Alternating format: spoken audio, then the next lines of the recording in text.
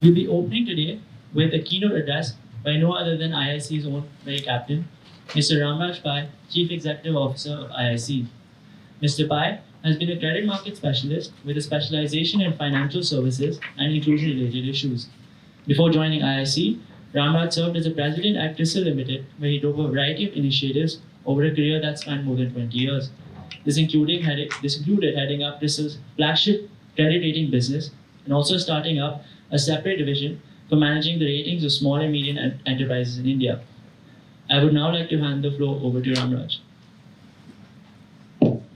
Thank you, Vedant.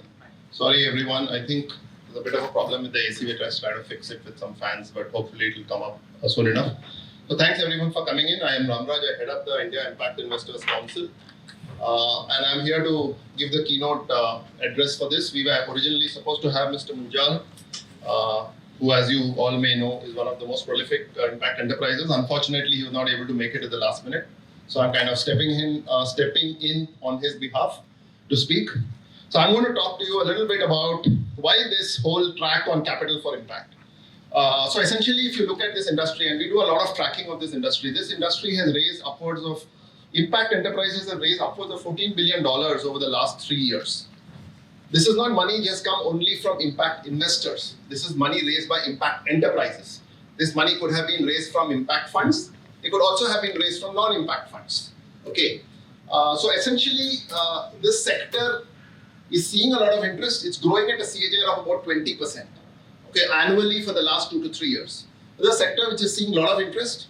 But if you really look at it, out of this $14 billion, almost about 80-85% of the funding comes from commercial investors. 15 to 20% of the funding, maybe 25% of the funding comes from impact investors.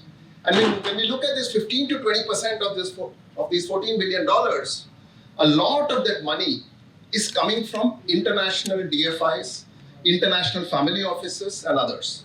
Just about 6 to 10% of the funding is domestic. Out of that 6 to 10% of the funding which is domestic, a bulk of the money comes from family offices. Some money obviously comes from people like SIDBI, money comes from NABARD, and some others.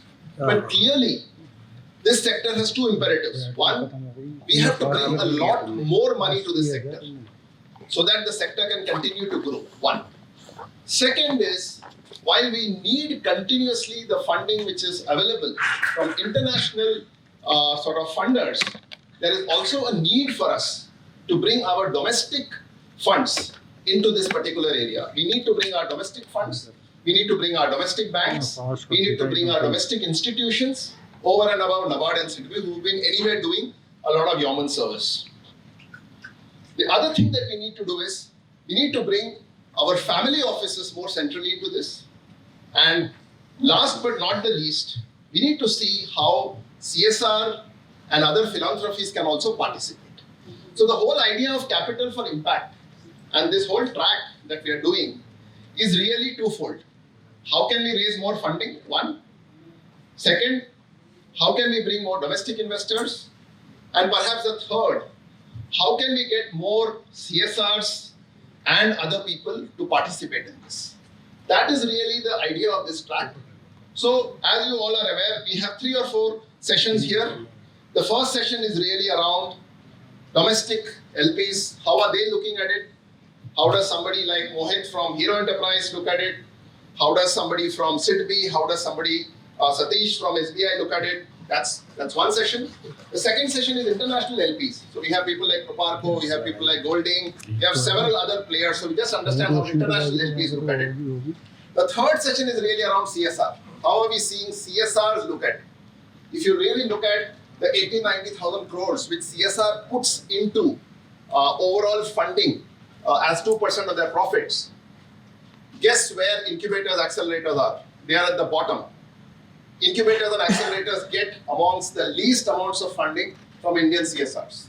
And there is a huge need in this country to support incubators, accelerators, and other people, particularly those who need innovation capital. So how can we get CSRs? How can we get other players to participate a lot more actively in this market? So that's the other part of the equation. So the whole idea of these sessions is really to encourage is really to stimulate and really to evaluate how different set of investors, whether they are domestic, whether they are international, whether it is CSR, whether it is family office, what are their challenges, what are their issues, how can we help them participate in a more central way, in a manner that maybe over the next 5 to 10 years, we can see a mix which is very diverse compared to what it is today. That's really, pretty much a little bit about what my keynote speech was all about. We do hope that these sessions are interesting and insightful, primarily because some of these players have never come into the social impact market. It's very new. Even for Satish sir and others, these are new areas that are coming. We've been talking to a few mutual funds who are now looking very actively at social impact investing. So how do we get people like that interested? Because there is only that much that we can expect from an international market. It's also important from a larger concept of whether you call it Atmanirbhar or whatever it is you want to call. It is important that our social impact enterprises, our social impact funds raise money from our own capital, which is anyway available in plenty. So that's really the context which I thought I should sort of share with all of you guys. Let me stop there, hand over the mic back to Vedant.